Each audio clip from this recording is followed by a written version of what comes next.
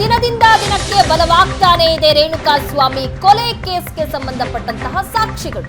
ಆರೋಪಿಗಳ ಎದೆ ನಡುಗಿಸುವಂತಿದೆ ಸಾಕ್ಷ್ಯ ಕಲೆ ಹಾಕಿದ್ದಾರೆ. ಅಂತಹ ಸಾಕ್ಷಿಗಳೀಗ ಪೊಲೀಸರ ಕೈ ಸೇರಿದಾವೆ. ಆರೋಪಿಗಳ ಕುಣಿಕೆ ಬಿಗಿ ಮಾಡ್ತಾ ಇವೆ ಒಂದೊಂದು ಸಾಕ್ಷಿಗಳು ಸಹ. ದರ್ಶನ್ ಗ್ಯಾಂಗ್ಗೆ ಮುಳುವಾಗಲಿದೆ ಕಾಕಿ ಕಲೆ ಹಾಕಿರುವಂತಹ ಎಲ್ಲ ಸಾಕ್ಷಿಗಳು.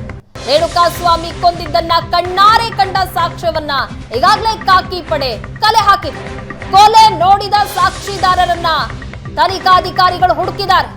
ಮರ್ಡರ್ನಲ್ಲಿ 3 ಪ್ರತ್ಯಕ್ಷದರ್ಶಿಗಳನ್ನ ಗುರುತಿಸಲಾಗಿದೆ ಕಾಕಿ.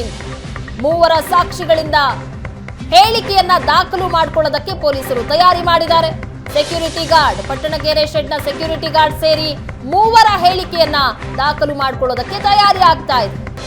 ಈಗಾಗಲೇ ಈ ಕೇಸ್ಗೆ ಸಂಬಂಧಪಟ್ಟಂತೆ ಸಾಕಷ್ಟು ಸಾಕ್ಷಿಗಳನ್ನ ಪೊಲೀಸರು ಕಲೆ ಹಾಕಿದ್ದಾರೆ. ಅದರ ಜೊತೆಗೆ ಇವತ್ತು 3 ಸಾಕ್ಷಿಗಳಿಂದ ಹೇಳಿಕೆಯನ್ನ ದಾಖಲು ಮಾಡಿಕೊಳ್ಳೋದಕ್ಕೆ ಸಹ ತಯಾರಿಯನ್ನ ನಡೆಸ್ತಾ ಇದ್ದಾರೆ. ಒಟ್ಟು 3 ಹಂತದಲ್ಲಿ ಸಾಕ್ಷಿಗಳನ್ನ ಪೊಲೀಸರು ತನಿಖಾಧಿಕಾರಿಗಳು ಕಲೆ ಹಾಕಿರುವಂತದ್ದು. ಪ್ರೀ ಮರ್ಡರ್, ಮರ್ಡರ್ ಹಾಗೆ ಪೋಸ್ಟ್ ಮರ್ಡರ್ ಈ 3 ಹಂತದಲ್ಲೂ ಸಹ ತನಿಖೆಯನ್ನ ನಡೆಸಿರುವಂತಹ ಪೊಲೀಸರು ಸಾಕಷ್ಟು ಸಾಕ್ಷ್ಯಗಳನ್ನ ಕಲೆ ಹಾಕಿದ್ದಾರೆ. ಪಟ್ಟಣಗೆರೆ ಶೆಡ್ನಲ್ಲಿ ಸಾಕಷ್ಟು ವಸ್ತುಗಳನ್ನ ವಶಕ್ಕೆ ಪಡೆದಿದ್ದಾರೆ. ಆರೋಪಿಗಳ ಮನೆಗಳ ಮಹಜರನ್ನ ಮಾಡಿದ್ದಾರೆ. ಕಿಡ್ನಾಪ್ ಮಾಡಿದಂತಹ ಜಾಗ ಚಿತ್ರದುರ್ಗ ಆಗಿರ್ಬೋದು, ಅಲ್ಲೂ ಸಹ ಸ್ಥಳ ಮಹಜರಾಗಿದೆ. ಹೀಗೆ ಸಾಕಷ್ಟು ಮಾಹಿತಿಗಳನ್ನ ಸಾಕ್ಷ್ಯಗಳನ್ನ ಕಲೆ ಹಾಕಿರುವಂತಹ ಪೊಲೀಸರು ಇವತ್ತು 3 ಸಾಕ್ಷಿಗಳಿಂದ ಹೇಳಿಕೆಯನ್ನ ದಾಖಲು ಮಾಡಿಕೊಳ್ಳೋದಕ್ಕೆ ತಯಾರಿ ಮಾಡ್ತಾ ಇದ್ದಾರೆ. ಅದು ಕೊಲೆ ನೋಡಿದ ಸಾಕ್ಷಿದಾರರನ್ನ ತನಿಖಾಧಿಕಾರಿಗಳು ಹುಡುಕಿದ್ದು ಅವರ ಹೇಳಿಕೆಗಳನ್ನ ಇವತ್ತು ದಾಖಲು ಮಾಡಿಕೊಳ್ಳಲಾಗುತ್ತೆ. ಹೀಗಾಗಿ ಆರೋಪಿಗಳಿಗೆ ಕಾನೂನಿನ ಕುಣಿಕೆ ಮತ್ತಷ್ಟು ಬಿಗಿ ಆಗ್ತಾನೆ ಹೋಗ್ತಾ ಇದೆ. ಮರ್ಡರ್ನಲ್ಲಿ 3 ಪ್ರತ್ಯಕ್ಷದರ್ಶಿಗಳನ್ನ ಈಗಾಗಲೇ ಕಾಕಿ ಗುರುತಿಸಿದ್ದು ಅವರ ಹೇಳಿಕೆಗಳನ್ನ ದಾಖಲು ಮಾಡಿಕೊಳ್ಳಲಾಗ್ತಾ ಇದೆ. ಕಸ್ಟಡಿಗೆ ಕೇಳುವಂತಹ ಸಂದರ್ಭದಲ್ಲೂ ಈ ಪಾಯಿಂಟ್ ಅನ್ನು ಸಹ ಹೇಳಿದ್ರು. ಕೊಲೆ ನೋಡಿದ ಸಾಕ್ಷಿದಾರರ ಹೇಳಿಕೆಯನ್ನ ಪಡೆಯೋದು ಬಾಕಿ ಇದೆ ಅಂತ. ಹೀಗಾಗಿ ಆ ಕೆಲಸವನ್ನ ಸಹ ಈಗ ತನಿಖಾಧಿಕಾರಿಗಳು ಮಾಡ್ತಾ ಇದ್ದಾರೆ. ರೇಣುಕಾಸ್ವಾಮಿಯನ್ನ ಕೊಂದಿದ್ದನ್ನ ಕಣ್ಣಾರೆ ಕಂಡಂತಹ ಸಾಕ್ಷ್ಯಗಳು ಬಲವಾದಂತಹ ಸಾಕ್ಷಿ ಆಗುತ್ತೆ ಇದು. ಹೀಗಾಗಿ ಆರೋಪಿಗಳಿಗೆ ಕಾನೂನಿನ ಕುಣಿಕೆ ಮತ್ತಷ್ಟು ಬಿಗಿ ಆಗ್ತಾ ಹೋಗ್ತಿದೆ.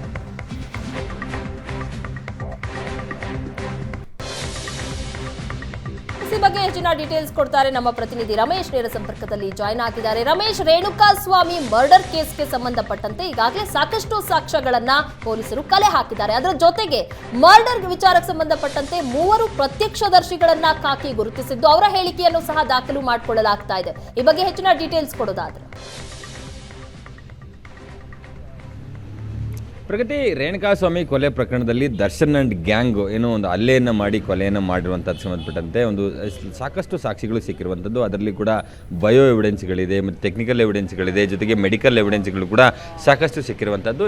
ಈ ಮಧ್ಯೆ ಒಂದಷ್ಟು ಏನೋ ಐ ವಿಟ್ನೆಸ್ಗಳನ್ನು ಕಲೆ ಹಾಕುವಂಥ ನಿಟ್ಟಿನಲ್ಲಿ ಪೊಲೀಸರು ಕೆಲಸವನ್ನು ಮಾಡ್ತಾ ಇರುವಂಥದ್ದು. ಈವರೆಗೆ ನಮಗೆ ಸಿಗ್ತಿರುವಂಥ ಮಾಹಿತಿ ಪ್ರಕಾರ 3 ಐ ವಿಟ್ನೆಸ್ಗಳು ಪೊಲೀಸರಿಗೆ ಈಗಾಗಲೇ ಲಭ್ಯ ಆಗಿರುವಂಥದ್ದು. ಆ 3 ಕೂಡ ಈಗ CRPC 161 ಅಡಿ ಕರ್ಕೊಂಡು ಬಂದು ಅವರಿಗೆ ಹೇಳಿಕೆಯನ್ನು ದಾಖಲು ಮಾಡ್ಕೊಂಡಿದ್ದಾರೆ. ಅಂದರೆ ಅವರ ಏನು ಕಣ್ಣಾರೆ ಕಂಡಿದ್ದಾರೆ, ರೇಣುಕಾಸ್ವಾಮಿಯನ್ನು ಯಾವಾಗ ಕಿಡ್ನಾಪ್ ಮಾಡಿಕೊಂಡು ಪಟ್ಟಣಗೆರೆ ಶೆಡ್ಡಿಗೆ ಕರ್ಕೊಂಡು ಬರಲಾಯಿತು, ಕರ್ಕೊಂಡು ಬಂದ ನಂತರ ಯಾರೆಲ್ಲ ಬರ್ತಾರೆ, ಏನೆಲ್ಲ ಅಲ್ಲಿ ಮಾತುಕತೆಗಳಾಗುತ್ತೆ, ಮೊದಲು ಅಲ್ಲೇ ಮಾಡಿದಂಥವ್ರು, ಕೊನೆಗೆ ಅಲ್ಲೇ ಮಾಡಿದಂಥವ್ರು, ಅಲ್ಲೇ ರೀತಿ ಹೇಗಿತ್ತು, ಎಷ್ಟು ಭಯಾನಕರವಾಗಿತ್ತು ಅನ್ನೋ ನಿಟ್ಟಿನಲ್ಲಿ ಒಂದಷ್ಟು ಮಾಹಿತಿಗಳನ್ನು ಈಗಾಗಲೇ ಪೊಲೀಸರಿಗೆ ಐ ವಿಟ್ನೆಸ್ಗಳು ಕೊಟ್ಟಿರುವಂಥದ್ದು. ಆ 3 ಐ ವಿಟ್ನೆಸ್ಗಳನ್ನು ಕೂಡ ಈಗ 164 ಅಡಿ ಒಂದು ಹೇಳಿಕೆಯನ್ನು ಪಡ್ಕೊಳ್ಳೋ ನಿಟ್ಟಿನಲ್ಲಿ ಒಂದು ಸಿದ್ಧತೆಗಳನ್ನು ಮಾಡ್ಕೊಂಡಿರುವಂಥದ್ದು. ಯಾಕೆಂದರೆ ಇಂತಹ ಒಂದು ಪ್ರಕರಣಗಳಲ್ಲಿ ಒಂದು ಟೆಕ್ನಿಕಲ್ ಎವಿಡೆನ್ಸ್ಗಳು, ಅದರಲ್ಲಿ ಕೂಡ ಸಾಂದರ್ಭಿಕ ಸಾಕ್ಷಿಗಳಿದೆ. ಅದು ಆರೋಪಿಗಳು ಕೊಲೆಯನ್ನು ಮಾಡಿದ್ದಾರೆ ಅನ್ನೋ ಸಂಬಂಧಪಟ್ಟಂತೆ ಮಾಹಿತಿಗಳು ಲಭ್ಯ ಆಗುತ್ತೆ. ಜೊತೆಗೆ ಆರೋಪಿಗಳೇ ಕೂಡ ಪೊಲೀಸರ ವಿಚಾರಣೆ ಸಂದರ್ಭದಲ್ಲಿ ತಾವು ಕೊಲೆಯನ್ನು ಮಾಡಿದ್ದೀವಿ ಅಂತೇಳಿ ಒಪ್ಕೊಳ್ತಾರೆ. ಆದರೆ ಮುಂದೆ ಟ್ರಯಲ್ ನಡೆಯುವಂಥ ಸಂದರ್ಭದಲ್ಲಿ ಆರೋಪಿಗಳು ಉಲ್ಟಾ ಹೇಳ್ಬೋದು. ಆದರೆ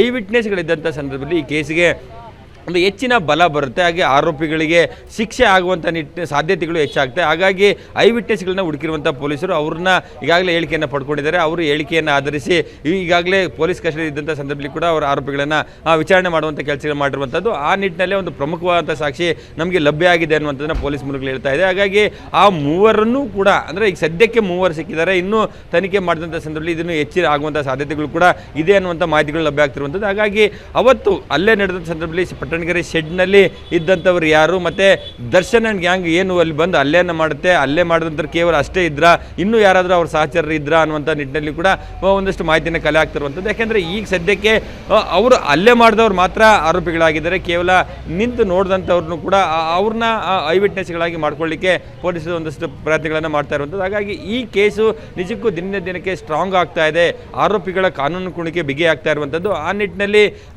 ಏನು ಕಲೆ ಹಾಕುವಂಥ ಸಾಕ್ಷಿಗಳು ಮತ್ತು ಐ ವಿಟ್ನೆಸ್ಗಳು ಕೋರ್ಟ್ ಮುಂದೆ ಟ್ರಯಲ್ ಆದ ಸಂದರ್ಭದಲ್ಲಿ ಕೂಡ ಹೇಳಿಕೆಯನ್ನು ಕೊಡಬೇಕಾಗುತ್ತೆ. ಆದರೆ ಒಂದು ವೇಳೆ ಮುಂದಿನ ದಿನಗಳಲ್ಲಿ ಅವರು ಉಲ್ಟಾ ಹೊಡೆಯುವಂಥ ಸಾಧ್ಯತೆಗಳಿರ್ತದೆ ಅನ್ನೋ ಕಾರಣಕ್ಕೆ ಈಗಲೇ ಆದಷ್ಟು ಬೇಗ ಆರೋಪಿಗಳು ಪೊಲೀಸರ ವಶದಲ್ಲಿ ಅಥವಾ ನ್ಯಾಯಾಂಗ ಬಂಧನ ಇರುವಂಥ ಸಂದರ್ಭದಲ್ಲೇ ಅವರನ್ನ ಮ್ಯಾಜಿಸ್ಟ್ರೇಟ್ ಮುಂದೆ ಕರ್ಕೊಂಡೋಗಿ 164 ಅಡಿ ಹೇಳಿಕೆಯನ್ನು ದಾಖಲು ಮಾಡಿಕೊಂಡ್ರೆ ಆ ಹೇಳಿಕೆಯನ್ನು ಬದಲಾವಣೆ ಮಾಡಲಿಕ್ಕೆ ಸಾಧ್ಯ ಇಲ್ಲ. ಹಾಗಾಗಿ ಮುಂದಿನ ಹಂತದಲ್ಲಿ ಕೇಸು ಟ್ರಯಲ್ ಆಗುವಂಥ ಸಂದರ್ಭದಲ್ಲಿ ಆರೋಪಿಗಳಿಗೆ ಶಿಕ್ಷೆಯನ್ನು ಕೊಡಿಸಲಿಕ್ಕೆ ಸಹಕಾರ ಆಗುತ್ತೆ ಅನ್ನೋ ನಿಟ್ಟಿನಲ್ಲಿ ಪೊಲೀಸರು ಈ ಒಂದು ಕ್ರಮವನ್ನು ತೆಗೆದುಕೊಳ್ಳಿಕ್ಕೆ ಮುಂದಾಗಿದ್ದಾರೆ. ಪ್ರಗತಿ.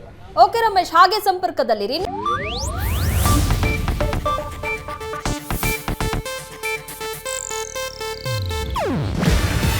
ಇದು ಏಷ್ಯಾನೆಟ್ ನ್ಯೂಸ್ ನೆಟ್ವರ್ಕ್ ಪ್ರಸ್ತುತಿ.